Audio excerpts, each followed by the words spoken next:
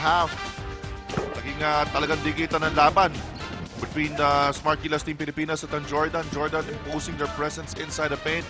Baroka was hot, especially in the first quarter, scoring 11 points. 11 of the first 15 points para sa ating Smart Gilas Team Pilipinas. Pero talagang ito, sa fast break naman na Mayani, itong koponan ng Jordan. Masyado tayong maraming binigay na layups, masyado tayong maraming binigay na offensive rebounds. And definitely in the second half, Coach Rico Taraman will try to challenge all the players of Smart Gilas to play tougher defense, secure the defensive rebounds for us to be able to push in transition. Mark Baroka was the man of the hour para sa Smart Gilas. Donon Ontiveros also connecting from beyond the arc.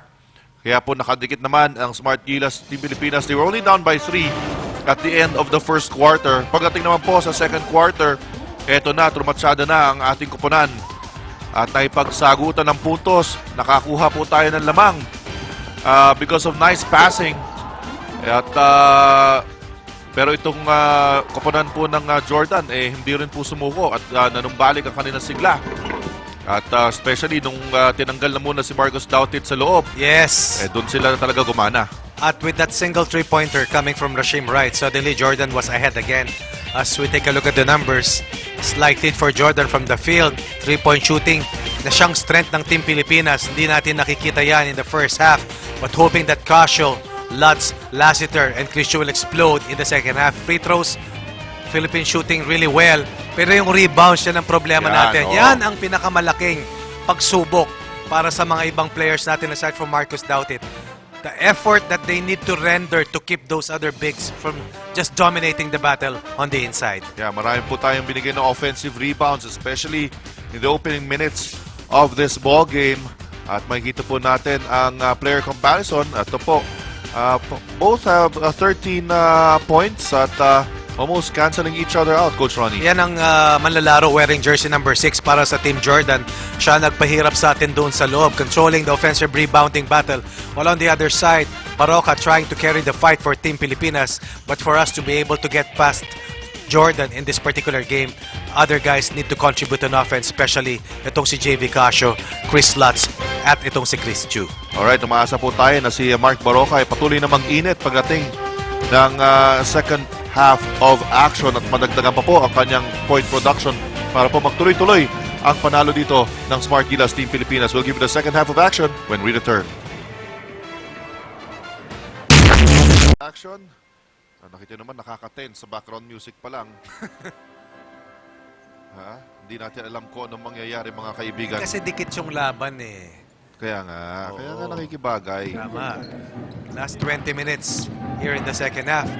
Of course, tignan natin kung mag-a-untrack yung mga scorers ng Team Pilipinas. Doubted only with 2 points. JV Casio still scoreless against the excellent defensive game plan of Team Jordan. Inside pass. 14 na yan o 15 na yan para kay Zagab. Ano ba ang problema dito, Coach Ronnie, no? Yung ating naturalized player na si Marcos Dautit, kailangan mag-alapapay na dito dahil meron pa siya 2 points pa lamang ang nasa-score niya sa game natin. Ayan na siya. Pero dapat kailangan mag-alapapay pero sinlakas ni Brutus. Naku, oo, yan. And once again, Team Jordan just having that single coverage against Marcos Dautit. Ang ganda, talagang inabangan yung left shoulder nitong si Dautit, anticipating his spin to the baseline. It's very important para sa Team Pilipinas, Richard, na mag-focus sa paglalaro. At the end of the first half, nakita natin non-stop yung ating pag-argue.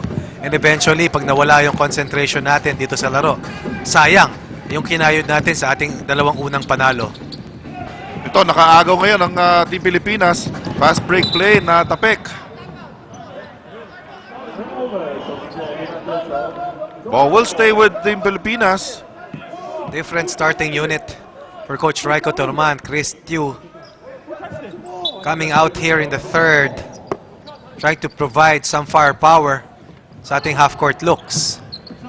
Dautit from the outside. That's way too strong. Alalahanin po natin itong Smart Gilas Team Pilipinas in less than 24 hours since they last played, Actually, pare-pareho sila. Oo. At kanina lamang sa ating unang laro, ngayong hapon na to, nanalo naman ang Team Japan over UAE to post their first win in 3 games. Yan ang challenge dito sa ganitong klaseng competition, Richard. As once again, Team Jordan continuing their dominance, putting a lot of second chance scoring and once again controlling that battle of the offensive rebound. Conditioning will truly play a factor Yes. sa ganito pong kaikling tournament na araw-araw nga po ang inyong laban. Now the Yeah. outside shots are not falling. Richard, dito pumapasok yung mga veterano, conserve energy eh. Yeah. Kasi yung pag-angal, nakakapagod yan. Yung mga handling extra distractions, aside from just playing the game, nakakapagod yan. And cumulative yung pagod na yan. Eventually, it will take its toll kung hindi mo kayang pangalagaan yung iyong lakas ng pangatawan, even yung tibay ng pag-iisip. And there's a foul sa inbound play na yan. Biggest hit of the game by Jordan right now.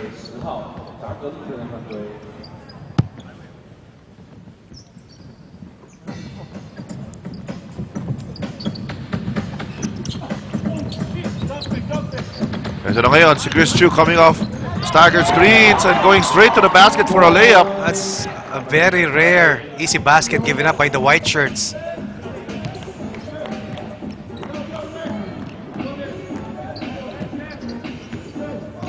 Here comes Jordan. Up by 4 points. Couldn't shake off ating Team Pilipinas. Cross-court pass, 7 seconds to shoot. Nabitawan ng bola, recovered by the Philippines. And there's a foul whistled by the game officials. At alam na ngayon yung ni Chris yung pakiramdam ni JV Casio kahapon. Nung pinulot rin siya ni Kuya Marcos. Oo.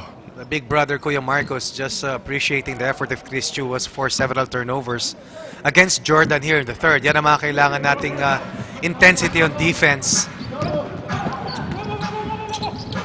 Double si Chris Chu. Pass inside is good. And Chris Lutz connecting. Another escape act for Team Philippines. 4-0 run by Smart Gilas. As Osama Douglas once again attacking the smaller individual defender against him.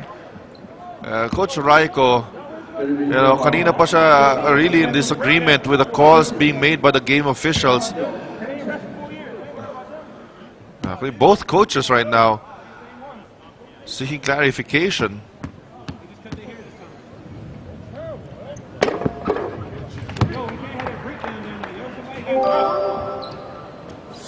Extended minutes ang binibigay sa mga starters dito ng Team Jordan. Tama.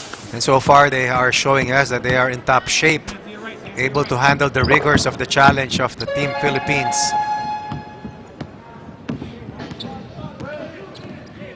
Alright, still a 4-point lead para sa Jordan. Susubukan ulit makalapit itong ating Team Pilipinas. Aguilar gives it up to Lutz from the corner. That's short. Battle for the rebound. Won by Aguilar. Too strong on the putback. He'll try again, but there's a foul. That double high screen play by Smart Gilas is such a difficult pattern to defend. Oo nga. Do you trap the shooter with the basketball? Do you rotate defensively on the ball screen set on top? Who do you defend? The guy who rolls to the basket or the power forward who slides upstairs looking for a three? Or do you contain the guy from the weak side who is available for the three-point jumper? Alright, yung dalawang abas ng foul trouble na. And that's a big 3-point basket. Chris Chu could be the game changer here in the third for Team Pilipinas. Defensive intensity he has brought in. That basket likewise to complement the 5 total points of Chris Chu in the third. And once again, Osama Douglas attacking the defense of a smaller JV Casio, forcing JV Casio to give up 2 consecutive fouls. Nako. 4 fouls na. Oo, kaya ito na. Turn na ulit ni Mark Andy Baroka. JV Casio really frustrated in his game. The ace sentinel of Team Pilipinas shackled and contained so far in this game. Here comes Baroka picking up the leather. Lead pass. Too strong for Chris Chu. Andy Baroka has led the way in terms of scoring for Smart Gilas from the onset. And let's see how well he quarterbacks and help out this rally by Smart Gilas here in the third. 4 turnovers in the half for Team Jordan. Scoop shot no good for Jordan. Ito na ulit ang atake ng Team Pilipinas. They set up their offense. Baroka calls out the play.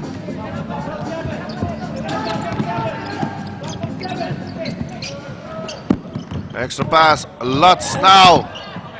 Pass niya intended for Doughty. It goes out of bounds. Last touch on Jordan.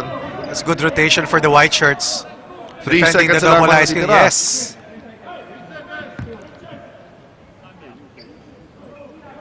Let's see what happens here.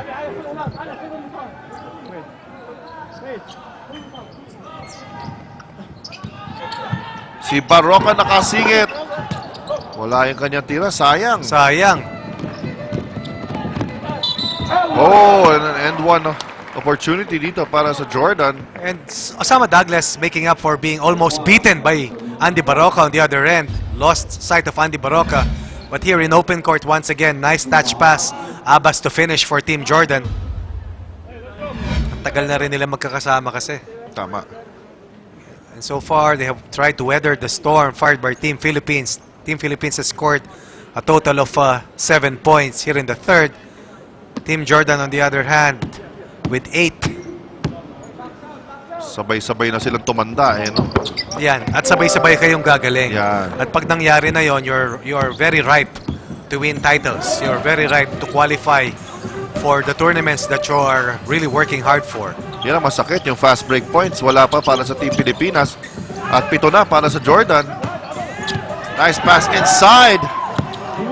Alam mo yung Team Jordan has been switching, trying to protect the paint. But so far, several breakdowns we have witnessed here in the third.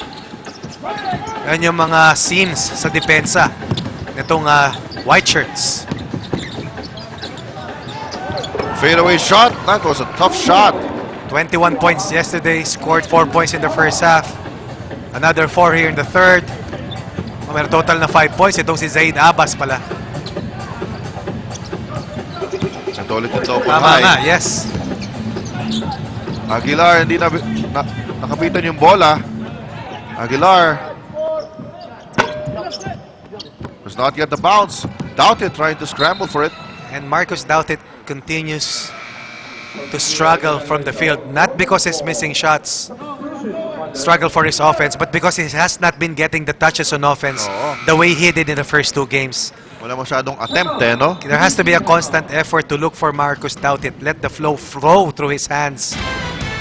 Well, under 5 minutes remaining dito po sa pangatlong kanto ng ating laban. May timeout po dito. At magbabalik po kami.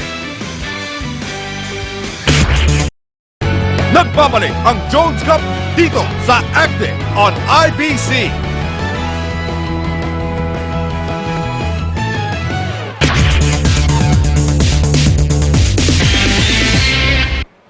Apat na puntos lamang po ang hinahabol ng ating Smart Gilas Team Pilipinas kontra sa kupunan ng Jordan. At marami pang oras dito sa third quarter. The whole of the fourth quarter, buhay na buhay po ang pag-asa ng ating Smart Gilas Pilipinas na manatiling walang talo dito sa torneyong ito.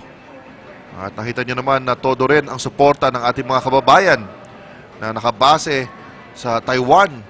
Malaki ang Filipino community rito sa Taiwan talaga at marami sa ating mga kababayan ay hindi nagpapalampas ng pagkakataon na manood sa ating mga national players tuwing dadayo tayo rito pagdating ng Jones Cup.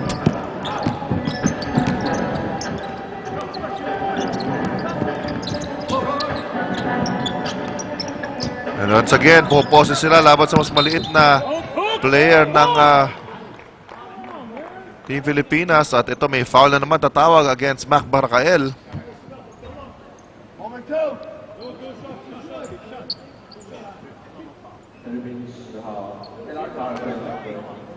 Nasa penalty na ang Team Pilipinas.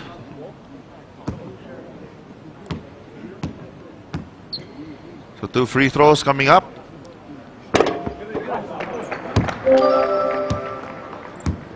Oh, si Haddadi getting ready. Parang bagong gising look lang Oo, isang manlalaro na part ng Memphis Grizzlies na naglaro sa playoffs nung nakaraan NBA Championships.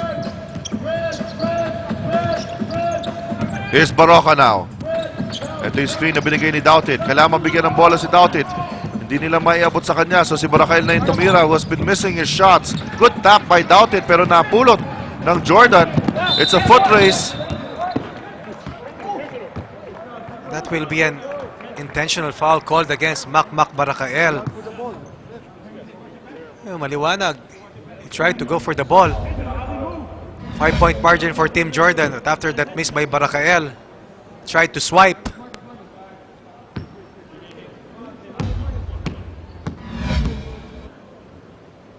So 2 free throws plus ball possession. This is a good break for us. Sabas has been playing steady basketball here in the third. Talagang minsan di mo rin maintindihan yung tawag ng mga game officials. Yes. No? Kakaiba talaga sa ating kinasanayan. Saka minsan merong communication barrier dyan dahil yung iba hindi nakakapag-communicate in English. Alley-oop play does not materialize for Jordan.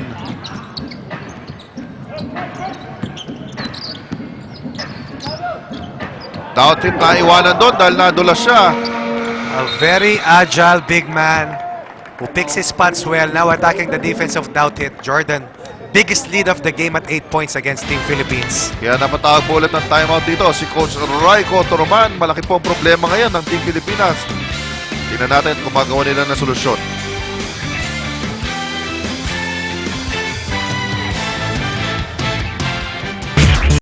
Na wala pa pong talo dito sa ating torneo. At yung mananalo po dito magkakaroon ng solo leadership. Kaya po napaka-importante ng larong ito. Very short tournament. At ang Pilipinas ay haharap din sa Malaysia bukas. Samantalang ang Team Jordan will square off with the Chinese Taipei in the nightcap sa ating day 4. Here's Doughtit facing up. Tingnan natin Philippines asking for a goaltending. Yes. Seems like there was interference there as Doughtit was isolated at the top. Hindi nakakahawak ng bola si Doughtit, but this time against the defense of Osama Douglas. Yes, nakikita siya na maliit yung defender niya. Well, that's an adjustment also para kay Coach Raiko Toroman. Instead of getting the ball sa post, kung saan siya sanay, dito nilagay nila sa high post ngayon si Marcus Doughtit at doon siya atake. Dahil napansin na nga natin, hindi siya masyado nakakatira sa larong ito. At ngayon, nakompleto niya itong 3-point play. 5 points in the game para kay Marcus Doughtit. Smart Gilas needed that. Unti-unting lumalaki yung kalamangan ng Team Jordan kanina lamang. Naka 2-3 zone na tayo rito. Nice backdoor play. Threading the eye of the needle once again, Osama Douglas making things happen para dito sa Team Jordan.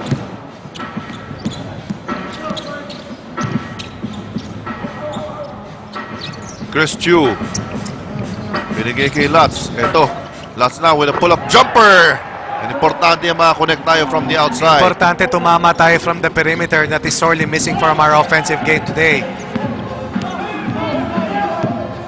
5-point lead para sa Jordan. Under 3 minutes na titira sa third quarter. Natin yung zone defense dito ng Team Pilipinas. Right. Air ball. They recover. Open look. Wala pa rin. But right with another offensive rebound. At ito si Wright. Tinahawakan ng kanyang noo.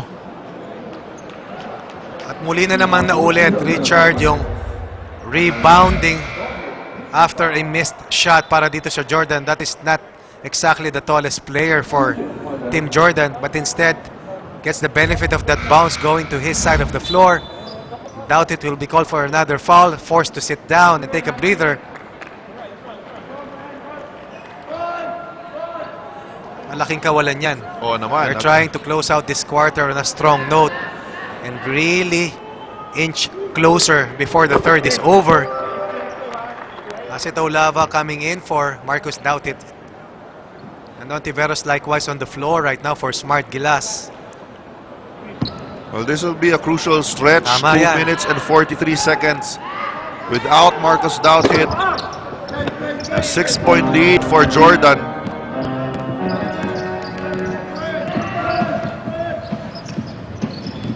Ito na ngayon si Chris Chu.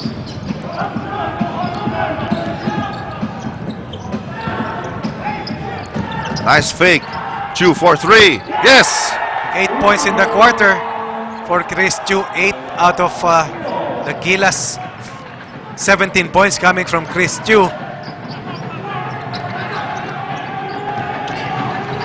Inside they go. Philippines sticking with his zone. Right for 3. Hindi nabawi. Taolava gets a rebound. Ito na ngayon si Dondon Ontiveros. Inside they go. Barakael. Almost another interference call against Jordan. And that's an offensive foul. Illegal screen. And this unit right now on the floor for Gilas has been defending very well, protecting the interior even without Marcus Douthit. It's a small but scrappy team on the floor right now para kay Coach Rai Cotoroman.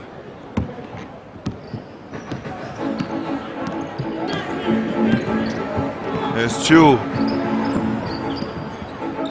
Lots now given a screen by Taolava. High-low play. Taolava with a couple of fakes. Taolava. No foul called by the referees. Sidestepping move. Once again, Douglas attacking in transition. Si Taolava needs to make those baskets. Very seldom do you find yourself open that deep under the basket.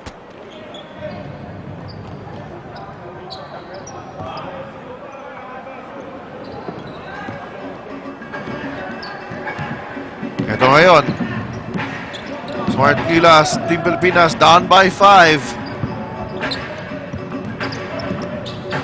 Chris Chu finds Barakael. Extra pass to Ontiveros. In and out. Barakael with an offensive rebound and a putback. Big basket coming from Barakael. Philippines hanging tough even without Marcus Douthit.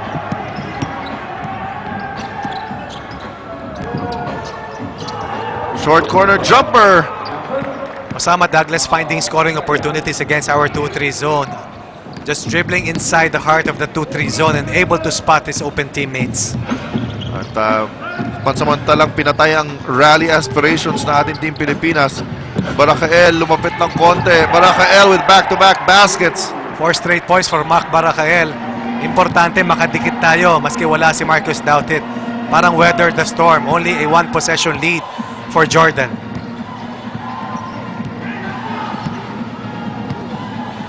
Looking for the last shot. Itong kupunan ng Jordan.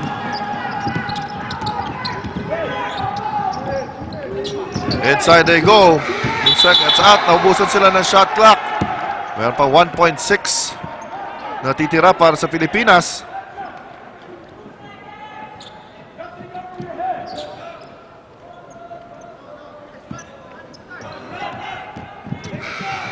At diyan magtatapos. So the Philippines, well, surviving a quicksand of a third quarter. Hindi po sila lumubog. Sila po, they're keeping their heads above water. At hanging on the coattails of Jordan, papasok po dito sa fourth period. Diyan lamang po kayo, huwag po kayong alis. Magbabalik po kami.